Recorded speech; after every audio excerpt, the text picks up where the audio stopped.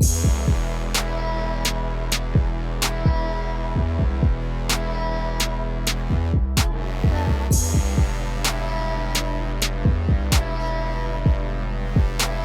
who carried out this attack, as well as anyone who wishes America harm, know this: we will not forgive. We will not forget. And happy Friday, and welcome to The Deal. I'm your host, Ed Clark. It is Friday, August 27, 2021, and the year continues to fly by. We are almost into September. There is a tremendous amount of news that we need to cover this week, but I decided that we needed to have a guest on this week, and one Robert P. Jones is going to be in with us in just a minute, and I'll introduce him. And also back with us this week is Val Atkinson, as usual, host of Connections on Foxy 107, 104.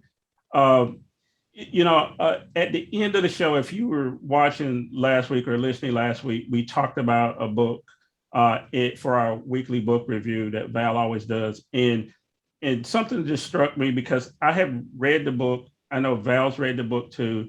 And I just made a phone call and sent the email trying to get the author on, because when I read the book, it just struck me as something that people needed to know. So I'm not going to delay too long. I'm going to just bring everybody in. And Val, welcome back to The Deal, as usual. Thank you. Robert P. Jones is making his first appearance here on The Deal. Val, excellent choice for a book review last week. I think it's important we flesh out this subject a little bit more. So thank you for that, making that suggestion. And Robert P. Jones, thank you so much for taking the time to be with us this week. Oh, I'm really happy to be here. Yeah, thanks for having me. Well, we're going to get right to it. And Val, since you prompted this whole conversation, I'll let you throw out the first question. Well, first of all, I want to talk a little bit about the title of the book, which is always very important. And a lot of authors are asked the question, what prompted you to write the book? What was your hypothesis or whatever? I want to go straight to the title and want to find out what made Mr. Jones use this for a title. And I snuck a little bit, peeked under the cover and saw Baldwin's name, and I got really excited. So tell us the connection with James Baldwin, Robbie, and this particular book. Great. Yeah, no, the title comes really straight out of Baldwin's writings. It comes specifically from an op-ed that he penned for the New York Times just a few months after the assassination of Martin Luther King Jr. And so, a pretty troubled, kind of dismal time for the country. And you hear in this quote, I'm going to read the fuller part in just a minute. But what you hear in Baldwin's voice is this great disappointment of the kind of really muted response of the white community, and particularly white Christian community, not only to King's work when he was alive, but in the aftermath of King's death. So that's really the setting, and Baldwin is, I think, quite down when he writes this, but it's always, I think, very insightful. So I'll read the fuller quote. It's this: I will flatly say that the bulk of this country's white population impresses me, and has so impressed me for a very long time, as being beyond any conceivable hope of moral rehabilitation. They have been white, if I may so put it, too long. They have been married to the lie of white supremacy too long. The effect on their personalities, their lives, their grasp of reality has been as devastating as the lava which so memorably immobilized the citizens of Pompeii. They are unable to conceive that their version of reality, which they want me to accept, is an insult to my history and a parody of theirs, and an intolerable violation of myself. So those are pretty powerful, unflinching words from Brother Baldwin. Yeah, I got goosebumps as you were reading that, because I'm a Baldwin aficionado as well. And then, it makes me think about one of my other heroes is Dr. John Hope Franklin. who I actually got to spend a lot of time with in the latter part of his life when he was over at Duke, and I read From Slavery to Freedom as a teenager, and it really pushed me into wanting to know more. When I read your book, it seemed like it was one of those books. If it could get in the hands of the right people in the right generation, it could prompt them to really understand what had happened and how there was still a through line to where we are today. Um, how did you arrive at the stories you did select to go in the book? I mean, reading the Du Bois story about how he decided to shift his focus and then become part of the civil rights movement, based on seeing or being around or near a lynching that went on. Can you talk about how you chose those stories and why you thought those were seminal stories, to this whole narrative about how the white church had acted? Yeah, well, and I should also just clarify that, so I'm white. I grew up in the Deep South. I grew up in Jackson, Mississippi, for the most part, in Southern Baptist churches. So I have a seminary degree from a Southern Baptist seminary.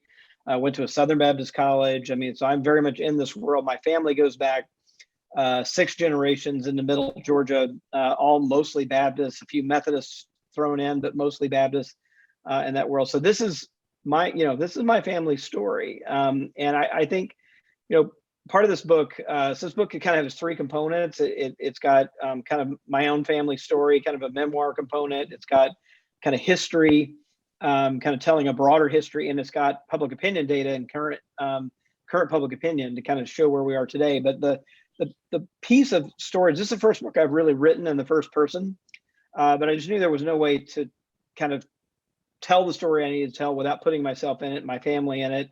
And in many ways, this is the book I needed to write to get some clarity about my own faith, and how white supremacy had really distorted the Christianity that I grew up with in ways that remain fairly invisible to me and most of the people, in the churches I was in. So, I think it's really the stories that stayed with me and changed me, frankly. Is the ones that ended up in the book.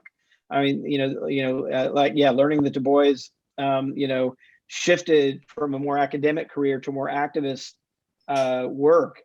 And largely it was actually in somewhat of the spirit of this, that realizing that if the white community could stand by, right, and allow a lynching, and the one he was talking about was actually a horrific lynching in Georgia, where white people literally went from church to the lynching, right? This is like documented history, right? Got on trains from Atlanta, went down to Noonan and to witness with the purpose of lynching. And I think he realized that, like, if there was this much disconnect among the white Christian community in particular, that kind of writing and rational argumentation wasn't going to cut it, right? That there was going to have to be direct confrontation and action to really confront this evil, that it was so deeply in the DNA of many white churches and whites in the South in particular, that it just required a different approach. And so I think it was, these moving stories that wouldn't let go of me, I think, were the reasons why, they're in the book, because the things that really changed me. Yeah, I want to remind the listeners, if you're listening, or viewers, if you're watching, that this is The Deal with Ed Clark and Val Atkinson. And we're so fortunate today to have Robbie Jones, on with us, the author of a very important book I think you should read. Now, Robbie, I just found out, I got an email a little while ago. You just won an award for that book as well. American Book Award. Tell us about that. Do you know anything about the award so far? Because it looks like it's hot off the press. It is hot off the press. It was quite a surprise, actually, and a deep honor. So yeah, it was awarded one of the 2021 American Book Awards by the Before Columbus Foundation, which is an organization that's really committed to telling a more diverse story about the country and the country's history, and holding up kind of multicultural voices in American literature. And so, the former winners of that award are, talking Toni Morrison, Bell Hooks, Edward Said, people who have Henry Louis Gates Jr. Just giants. So it's just a real honor, to have received it. But yeah, thanks for giving that shout out. Right. We mentioned a few minutes ago, Robbie, that you were writing in the first person, and I'd say I think you should continue to write in that first person. I was reading a first person narrative when I ran across your book, one on history by Ty Sidgwill. He's a professor emeritus from West Point. He taught history there. The title of his book is Robert E. Lee and Me. And he talks about the— I got that on my shelf right here. Yeah. You got it. Okay, wonderful. And he talks about all the monuments that have been erected beyond Lee's death and a lot of other Confederates. And he goes into great detail to talk about the UDC and what role they played in this whole piece. And I noticed that in your book, you talk about the UDC as well and how they came about promoting this whole thing called the Lost Cause and the Confederacy and those kind of things. Talk to us a minute about how important that is to your search and research to tie this in with Christianity. Yeah, so the UDC, that stands for the United Daughters of the Confederacy. It was a massive group of white women, not just in the South, all over the country. It was more than 100,000 women strong at its height at the turn of the 20th century. And their single goal was to valorize the Confederacy. That's really what they were up to. And chances are, if you see a big stone Confederate monument on a courthouse lawn or in a town square in the country, if you look around the back of it, it's going to have a plaque on it that says, erected by the United Daughters of the Confederacy. And the other thing that's notable is that most of those were erected in the 20th century. They weren't erected, during the Civil War, even in the first generation after the Civil War. And in fact, it was the dying of that Civil War generation that prompted the United Daughters of the Confederacy to sustain those memories in granite and bronze that they erected, well over 1,000 monuments across this country. And many of them, the one that they erected, for example, in Richmond, Virginia, to Jefferson Davis, the president of the Confederacy, was one of the earliest and biggest ones that they erected. And has a kind of typical statue of him looking, very noble. But what I think behind him is a 5-story column, granite column with a gold statue of a woman standing on it, which kind of symbolized them. And her finger is pointing to the heavens. And there's this defiant Latin motto under it, which translates to "God will vindicate," right? And it is this sense that God is going to ultimately vindicate, right, the cause of the Confederacy and this whole slaveholding worldview.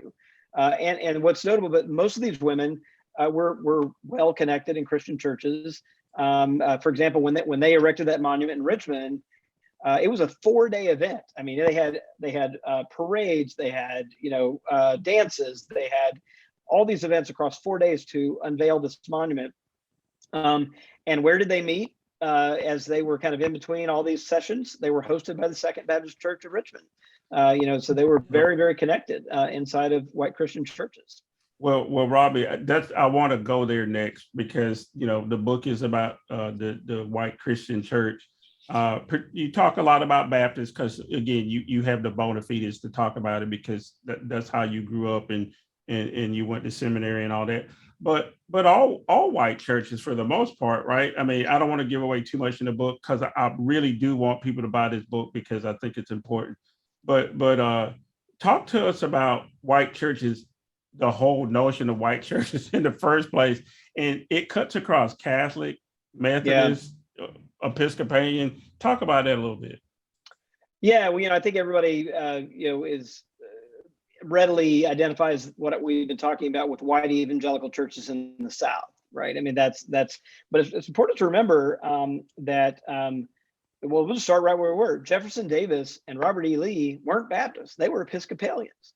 right? And every Protestant denomination in the country split along northern and southern lines, and what were really pro-slavery and anti-slavery lines during the 19th century. The Methodists and Baptists split in the same year in 1845. Most of the other denominations followed suit, and some of them mended the fences well into the 20th century. But it cut right through the middle of the churches. And what we see today, and this is kind of the remarkable thing, I think, is that these attitudes persist. In the public. So I mentioned there's kind of three pieces, and one of the pieces is current public opinion data, because I want to see, like, okay, that's the history, but how is this still with us today?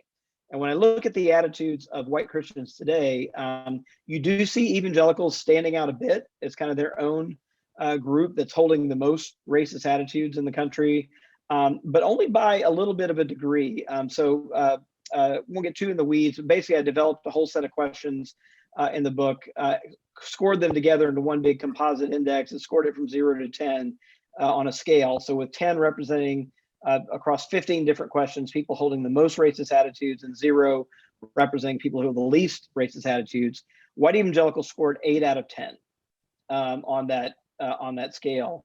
But here's the kicker. White mainline Protestants, right? This is the group, this is the National Council of Churches. This is Episcopalians, Presbyterians, people who are typically thought of as the more progressive end of the white Protestant world, scored 7 out of 10 on that scale. And white Catholics, who have their own experience of discrimination in this country, also scored 7 out of 10. And I also wanted to see what work Christianity was doing. So I also looked at whites who were not Christian and who were unaffiliated with a religious group. They only score 4 out of 10. So you basically have white Christians clustering around 7 or 8 out of 10 on this racism index. Whites who are not Christian only scoring 4 out of 10. And even when I put a bunch of controls in the model to test for things like region and party affiliation, whether that was the real story here, turns out it's not. It actually is religion doing the work here.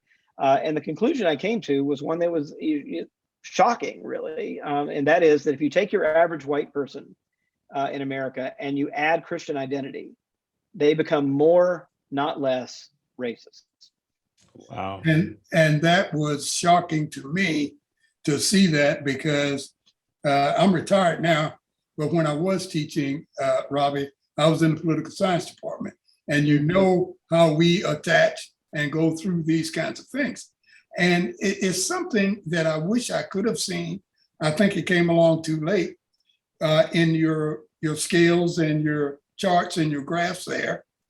I would have liked to have seen how some of the lectionaries and catechisms compared when we talking about how they lean upon what we now call CRT. In other words, my feeling about this is that the church members made themselves available to and deal with the catechisms and those kinds of things, so they couldn't be brainwashed by CRT, because they didn't want that to come up and make these kids ask questions, make them go home saying, well, Mommy, they told us in school that Columbus didn't really discover America, or whatever, that people were here already. And that ain't what it said in some of my lectionary. But at any rate, talk to me about if you had the time to make a new chart with critical race theory in there. How do you think that would have come out? I mean, the whole thing about critical race theory, is, I mean, it's often called like the critical race theory debates that we're having. I don't actually think it's a debate. I really think that it's a propaganda campaign, right? The anti-CRT thing is simply a manufactured propaganda campaign to prevent us from just reading straight history, right? Reading the facts off the page. I mean, this, it's what's really remarkable, I think, is the amount of effort that it took to hide this history from my generation, right? I mean, it's right there, right? And so it actually, the thing that takes effort is actually to cover it up, because it's like I said, like I remember, I'm 53 years old, And it wasn't until I was in third grade that Mississippi actually got around to desegregating the public school system in Jackson, Mississippi. 1976, right? 22 years after Brown v. Board of Education. That's how long Jackson drug its feet. And my church had absolutely nothing to say, like gave us no frame of reference, no commentary. It was utter silence about that momentous event in our, my third grade life that kind of changed my social world. And church had nothing to say to it. So, I really think that, when I think about critical race theory, I mean, it is really just a telling of history that is institutional, that kind of takes into account the power of institutions and how these, and I think one of the reasons why Christian churches are so afraid of it is because it points the finger at institutions, and churches are institutions, right? And so it's going to point the finger at how Christian congregations actually served as vessels of passing down white supremacy from one generation to the other. And so one of the things I'm hoping to, kind of help correct with this book is to show how, again, how plain it is that just happened. Like that's a historical fact. That white Christians served as these linking institutions to preserve white supremacy. And as a follow-up, Robbie, I'd like to ask, did any of your research lead you to do a comparative study with other religions as the way they look at racial and ethnic values? Yeah, it didn't in this book. I mean, this one I just stayed really tight inside the kind of Christian world as a way of kind of holding up these deep contradictions with people who shared, a kind of similar worldview. But that's a good note for future research. Yes. Well, we don't want to pile too much on you. I mean, like I said, I think it's a very important book, White Too Long by Robert P. Jones. Robbie, before we run out of time, you promised me 20 minutes, so I'm going to try to stick to that. I'd love to have you on longer. Maybe we can get you back. I would love to, because there's a ton of other things to talk about. One last thing I wanted to cover, and we'll ask you also to say where we can get the book and all that, but contemporarily, right today, there are people who still support Donald Trump, that still refuse to get the vaccine, that still are racist, unabashedly. There are people who supported the debacle that happened on 1/6 and so on and so forth. I can go down a list of things, right? That they don't want immigrants here, the whole litany of things. And a lot of them tend to be white Christians, or that would identify themselves that way. Do you have any hope? I mean, like I said, you just told a story about being in the third grade. Harnett County, North Carolina, which is where I'm from, they desegregated about the same time, 1976. So I would have been in like the fourth or fifth grade. We were one of the last counties in North Carolina to desegregate. And so to have hope, I have a multiracial family. My son, my kids are biracial or whatever. I know a lot of folks who are like that now, and those people a little bit different. But what about the white church? Are they ever going to come along? Do we have any hope and not redemption? Because you make a point of that, but we're not looking for that. We're looking for somebody to account for what's happened. Writ large, I'm not so sure. We're in a pretty deep hole here, and it's a multi-generational problem that's been created here, that exists. Again, I mean, this is the version of Christianity that lands on the shores of this country, right? This is not an American invention. It takes root here in its own unique way, for sure. But it is the kind of European Christianity with a colonial mindset that had already justified a kind of transatlantic slave trade and all kinds of other things in the name of Christianity that lands on these shores. But I do have some hope that at least some, that Biden had a great phrase, I think, in his inaugural address, where he said, his hope was in that there would be enough of us to bring the rest of us along. And I think something like that sounds kind of realistic to me, that there'll be enough of a critical mass that eventually everyone else will be brought along. And I think I'm seeing some of that. I've done about 70, 75 speaking engagements, most with white churches since the book came out. And they're grappling. I mean, none of them have a silver bullet or a blueprint, but I think they're trying to do something. And I find some hope, in that. I find some hope in things like, my home state of Mississippi, since 1894, had the Confederate battle flag in its state flag. And after the Black Lives Matter protests last year, and an internal push for 2 decades inside of Mississippi by activists in Mississippi, the legislature finally voted to change the flag. And so the first time in January, for the first time since 1894, the flag that went up over the state capitol in Jackson didn't include the Confederate battle flag. And I count that as progress. I spent time in Richmond.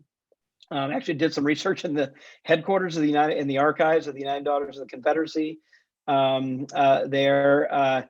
And when I was there, all those monuments were still up to the Confederacy. I went back just last month to visit again, and they're all gone, except and the one that's still there is the one to Robert E. Lee. It's tied up in some court wranglings I won't go into, but even though it's been tied up and couldn't be removed by the city of Richmond, the performance artist took it over, and so it's now spray painted with Black Lives Matter, racial justice, insignia, and made the cover of National Geographic magazine as a site of pro-racial justice performance art. So that's quite something, too. That's certainly not what the United Daughters of the Confederacy had in mind when they put that statue up in 1890. Those are symbolic things. But I am actually more hopeful because I finished this book in 2019, so before all the events of 2020. The book came out in the middle of those events in 2020, and I wouldn't have, if you had asked me how long those statues were going to stand in Richmond, how long that battle flag was going to stay on the flag in Mississippi. I mean, I would have probably shrugged my shoulders and said, I don't know, man. I hope not long, but I don't know. Yeah. And all that's, I would not have predicted that we've had this much movement. Still so much work to do. But I do feel like there's a wind blowing, that you can really see and feel across the country. And in fact, some of these reactions, like this kind of reaction to critical race theory, I think is really, in some ways, can also be seen as a sign of hope, because it's a defensive reaction as they feel the structures crumbling, right, and tottering. So I'm going to take some hope in that. Well, that's good. I wanted to end on a hopeful note. Robbie Jones, before we go, you got to tell us where we can find you and something about your organization. Great. So you can find our broader work at PRRI prrri.org. We'll have an upcoming survey in the fall and in October, kind of looking ahead to the midterm elections. And we do a whole range of research at religion, at the intersection of religion, culture, and politics. The book, White Too Long, The Legacy of White Supremacy in American Christianity, can be found wherever books are sold. And then I have actually a newly launched White Too Long newsletter that's at robertpjones.substack.com. So over at Substack. Welcome everybody to join. It's kind of creating a conversation around these issues and around truth telling, repair, and justice, and healing. Well, a lot of important stuff there, Robert P. Jones, Robbie Jones. We got to get you back on. I got to tell you about my year in Mississippi, in Bolivar County and in Sunflower County. It changed my entire life. So the next time you're on, we're going to talk about that. Next time. So everybody stay right there. When we come back, Val and I are going to solve all the world's problems. You're watching The Deal. We'll be right back. Vaccines are extremely important for performing. It is so important for everyone on campus to get the vaccine, to be fully vaccinated. Art can't exist in a bubble, and when it's just you and the production team, it's still missing one of the main characters that it needs, which is an audience. You have a spot. Take your shot. Everyone from teens to seniors can get a COVID-19 vaccine. Visit myspot.nc.gov. One of the great things that the white world does not know but I think I do know, is that black people are just like everybody else. One has used the myth of Negro and the myth of color to pretend and to assume that you are dealing essentially with something exotic, bizarre, and practically, according to human laws, unknown. Alas, it is not true. We are also mercenaries, dictators, murderers, liars. We are human too. What is crucial here is that unless we can manage to establish some kind of dialogue between those people whom I pretend have paid for the American dream and those other people who have not achieved it, we will be in terrible trouble. And welcome back to our second segment of the deal. Here a day early. It's Friday, August 27, 2021. Val, the first segment, Robert P. Jones, a book called White Too Long. I'm so glad you recommended that.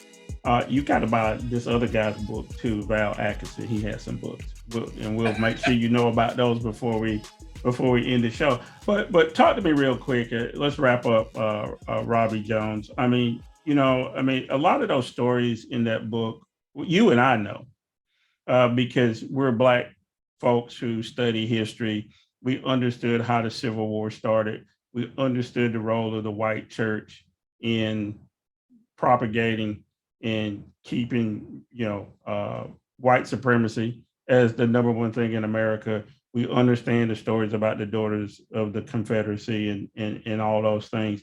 But talk to me about, what do you think that book, or who the audience for that book really should be to make the most use of it? I think it should be the leaders of the evangelical Christian churches. And Robbie said that he had visited about 75 of them already. But I think they can do most. The people in leadership positions can set the tone, can lay down some strategies to talk about what they need to be focusing on going forward, and to get their minds proper, to format the disc, as it were, back in the day, to format the disc so that it can accept the deprogramming that's coming toward them, to get their minds straight and get away from the brainwashing or programming that they've been susceptible to over the last 200-300 years. It's going to be difficult, but I wave the flag of hope also. It can be done, but it's got to be done right. I think what Robbie is doing is a great first step. Get in those churches out there, challenge those people about CRT, challenge them about what they are really talking about the canons and all of these other kinds of things. Talk to them about people from different religions that may not be Christians, that are just as good and wholesome and fine and decent as they are. So the whole piece needs to be challenged. Mm-hmm. And this is a good start, I think. Yeah, you're absolutely right, Val. So that's White Too Long. Robert P. Jones, pick it up wherever you can buy books and so on and so forth. Good Lord, Val. Thursday afternoon in Afghanistan, 2 explosions go off. At the time, and I don't even think it's still clear how many people are dead from those 2 explosions. Americans get killed too, at least a dozen American troops who were trying to get people on planes to get them out of Afghanistan. And a lot of those people were trying to get out of Afghanistan are Afghani. So let's just be clear about what's going on here. Americans had been warned for nearly a year that they needed to get out, but they were still there. And the reason why we're there in the first place, Val, let's back up a little bit. 9/11 is right around the corner. And supposedly we went to Afghanistan to ensure that there were going to be no more attacks here in the homeland. As far as I can tell, there were no direct links to any more attacks from anybody who had been in Afghanistan in those 20 odd years. But was the price that we paid for being in Afghanistan worth what we're seeing now? And what is the political price that Joe Biden's going to pay? Taking the last one first, Ed, I think he's going to pay a pretty healthy price. Hopefully it will not be the ending chapter of his political career, but he's going to pay a price for this. And to your first question about how could it have been any different or whatever, I think Joe Biden said it best. There was no scenario that they could have left Afghanistan under great circumstances that the Taliban and all the citizens lined the tarmac and waving roses and singing songs in the back. And that wasn't going to happen. It was going to be a problem because of how things started. It always was going to be a problem. We're definitely sorry there has to be more loss of life, but I'm on the side that says, let's don't get carried away and send in the 82nd Airborne and the 1st Marines or whomever and lose another 2,000 or 3,000 lives because a dozen or so of our people lost their life trying to rescue the remaining Americans and Afghan people who helped us while we were there. Let's be sensible about this. I'm still on Biden's side when he says that August the 31st is the leave date and nothing's going to stop that or turn it around. We are not going to go back into Afghanistan with the Army, Navy, Air Force, and Marine to do what we couldn't do in the last 20 years. It's not going to happen. So we'll just have to bite this bullet, deal with it, and hope for the best. Well, you know, I know facts don't seem to work with Americans, but one fact is true is that Donald Trump is the one that negotiated the withdrawal. He actually let the Taliban leader out of prison in Pakistan. CIA had captured the new Taliban leader, had him in jail in Pakistan. Donald Trump lets him out, then goes and has a signing ceremony with him announcing the withdrawal, as if we can't watch the tape and know that happened. You know, I mean, we're supposed to pretend like none of that ever happened and that they had no plan and that Stephen Miller actively worked to keep Afghanis out of the United States that had helped the American Army. The same Stephen Miller that was side by side with Donald Trump throughout his entire presidency. Now, those are facts. Those will not get in the way of people like Leader McCarthy and Mitch McConnell and them trying to make political hay out of this, right? They're going to say this is a failed, attempt by the Biden administration to work in the Middle East. It's the fact notwithstanding, the facts notwithstanding. I think what you said is that there is no winnable situation in Afghanistan. Talk to me real quick about if Val Atkinson was the king of the world and he could make a Middle East policy and deal with Afghanistan, Pakistan, Iran, what would that look like? And if you could tell Joe Biden what this should look like by the time we end up getting all the troops out. Well, we need to go back to where it all started. It all started after World War II in 1948, when we decided that we need to run the Palestinians out of their homeland and give a part of that or all of that to the state of Israel. We haven't had peace in the Middle East since then. And we need to go back and do something about that. I am not on the side that says let's uproot Israel and send them back to Europe where they came from. No, I'm not, they're there now, let it stand. Let's have a two-state solution, Palestinians and Israelis. Maybe over time they'll get used to living with one another. But here's the big answer to your question. All the other troops in all the other places in the Middle East need to back up and come home.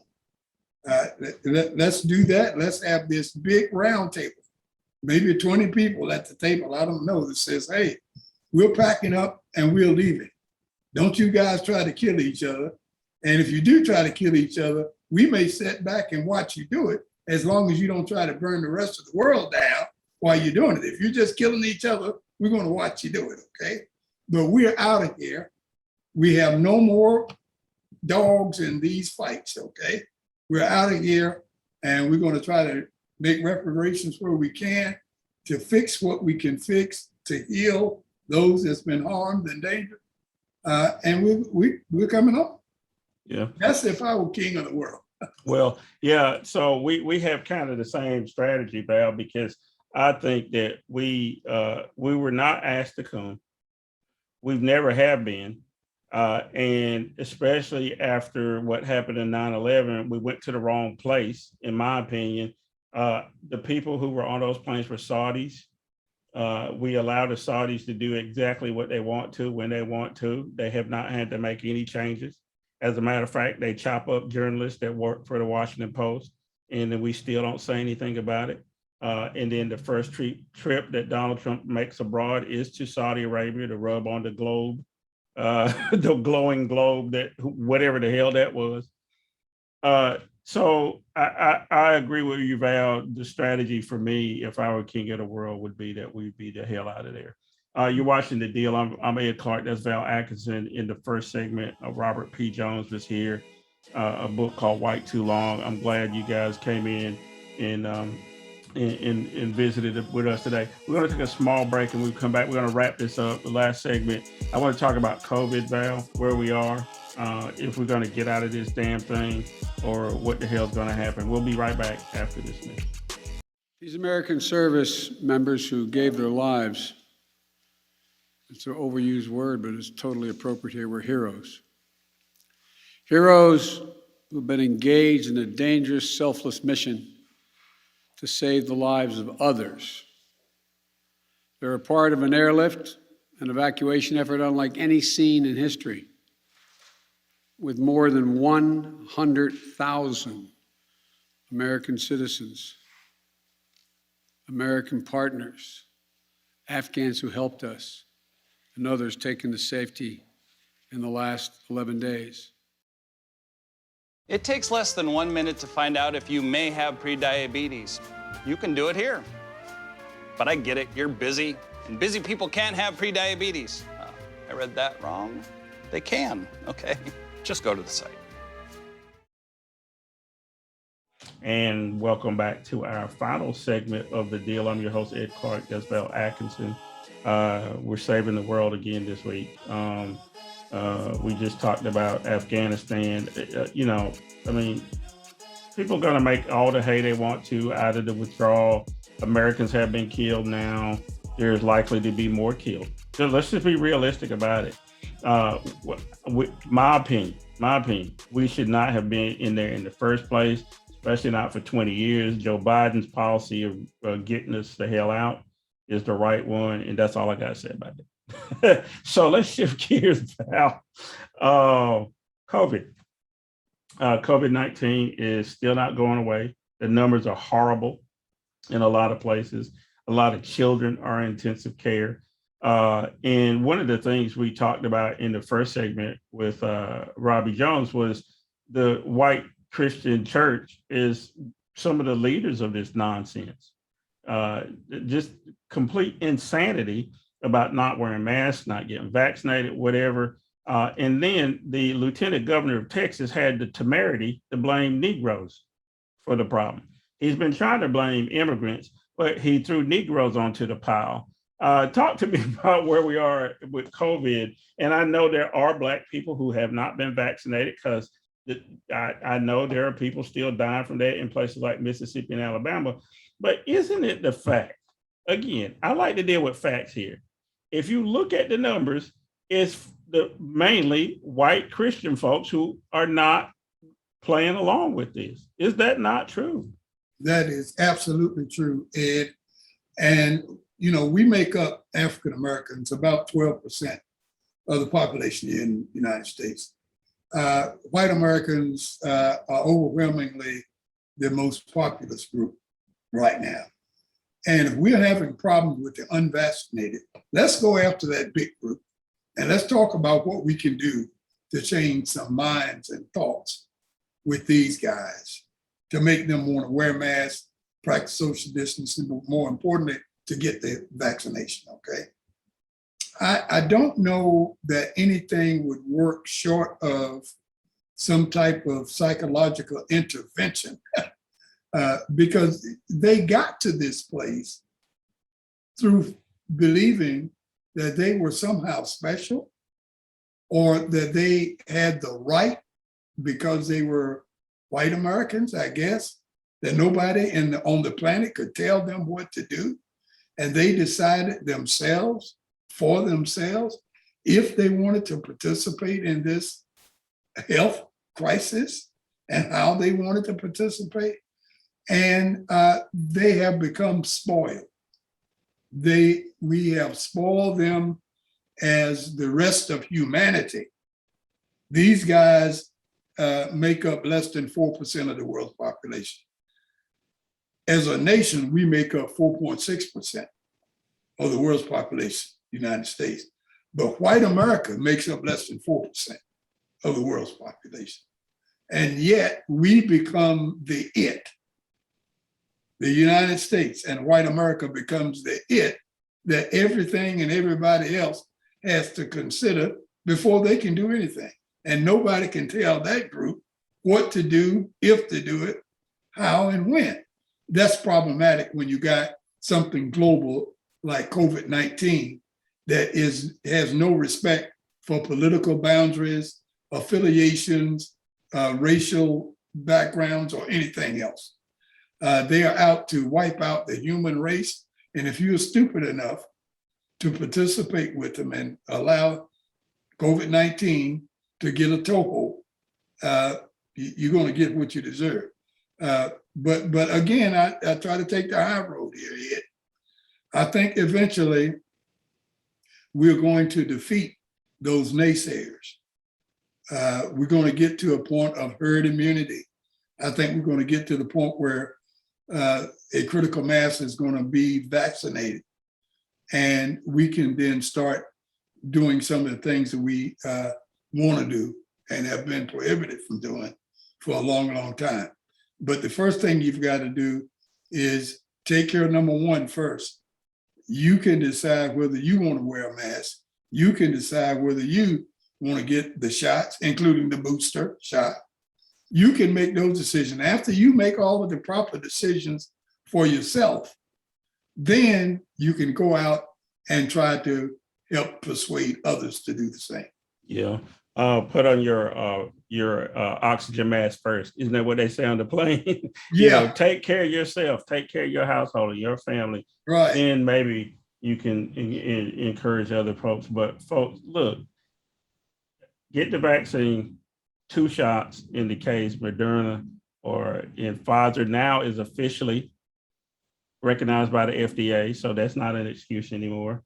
I don't want to hear another person invoke Tuskegee as an excuse, because that those are completely unrelated things. And please do this. I'm tired of seeing dead folks, people that I know in some cases, people that I have some connection to in some cases. Just one story about Phil Valentine, who is or was the son of former Congressman Valentine. Went on to become a conservative talk radio host, and he ended up in Tennessee and then became a nationally syndicated talk show host. Back in the day when he was still in North Carolina, I used to be on his program every now and then, and he used to be on my program every now and then. When I was over at North Carolina Central, we made a deal. We would, be on each other's program. And I remember him telling me that, I asked him, I said, do you really believe all this stuff that you're saying? And he said, you have to do good radio. He wanted to be like Rush, right? He wanted to put on a show. I say that to say that for if there are any white folks listening who still follow that nonsense about not getting vaccinated or believing that Donald Trump is going to be restored as president, any of that nonsense, it is not going to happen, and you will not beat COVID. Phil Valentine did not either. He died. And then on his deathbed, he's telling people to get vaccinated. His family's putting out messages to get vaccinated because Donald Trump got vaccinated. So let's talk about it real quick, Val. Donald Trump still goes out on his road show, the Trump show, and he was in Alabama, and he says, you should take the vaccine because it's a good vaccine. He got booed, Val. He was booed. What is it, one, that 30,000 people would show up at a super spreader event in one of the worst places for COVID? And then when the guy who has been making all these comments, negatively, can get turned on his heel so quickly, because as soon as people started booing, he says, well, you're free to do whatever you want to. What the hell is that about? Why do 30,000 people show up? And I saw Negroes in the audience, Val. What is that about? Well, it helps to validate what Barack Obama said about Donald Trump. He said that Donald Trump is not the cause, he is the symptom. And by that, he meant that Donald Trump saw in 2014 and 2015, he saw a vulnerability within the American electorate. He saw that they could be swooned, led down the primrose path, urinate down their back and tell them it's raining. He knew all of that. And with his experience of dealing with the Central Park Five and with the whole business about Obama and him not being a citizen, he knew that his path to the White House was going to be to hook his wagon to the star of racism and bigotry in America. He knew that. And that's what he's been doing, and he's got them. These people out there, they've been there before Donald Trump even thought about running for politics. They used to call themselves the Tea Party, but they are there. And they love Donald Trump as long as he's singing their tune. But the minute he stops singing their tune, they'll boo him and they'll do something else. But again, Donald Trump is not the cause. He is the symptom. And if we're really going to solve this issue of Donald Trump and 1-6 and the whole sundry of problems that's been brought about because of November the 8th of 2016, we're going to have to attack the problem and not the symptom itself. Well, Val Atkinson, you failed to solve the world's problems again this week. So that means we're going to have to come back in another week. But before we leave,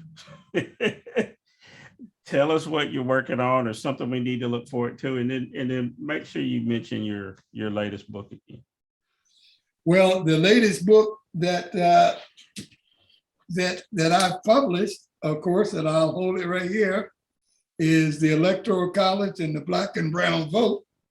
And the book that I'm working on right now, and this is my little artwork here, is called The Three Dimensions of the Civil War: the political, the military, and the cultural. And that's the book I'm working on. And I may find a way to collaborate a little with Robbie Jones when we talk about, because I have a big area in there about the causes of the lost cause and the CDC and a lot of people like that cause all these monuments to be put in place. So those are the things that I'm doing. I'm in a research phase right now, visiting a lot of different places, doing a lot of research. That's the grunt work, Ed. So I'll be doing this grunt work for another several months, if not a year. Yeah, a lot to do. Val, it's way too much news this week. I'm just glad that we were able to get a hold of Robbie Jones. Please go check out that book. The white church has some atoning to do, and maybe in his book tour, while he's out talking about the book in white churches, he can get some of those people to pay attention to how devastating the white church has been to America and its prosperity. So in the meantime, again, since Val didn't solve the world's problems, that means you have to come back next Saturday and catch the deal. And then the next day on Sunday, catch us on Connections with Val Atkinson and Herb Joyner, and me, Ed Clark. And that's on Foxy 107, 104, but you can also listen anywhere in the world on the interweb, the fancy internet thing. So you don't have to be in North Carolina to listen. So in the meantime, go out, do some good for somebody today, and have a great weekend, and we'll see you next week. Thanks a lot. Bye. We're cold, we're cold, we're cold, we're cold, we're cold.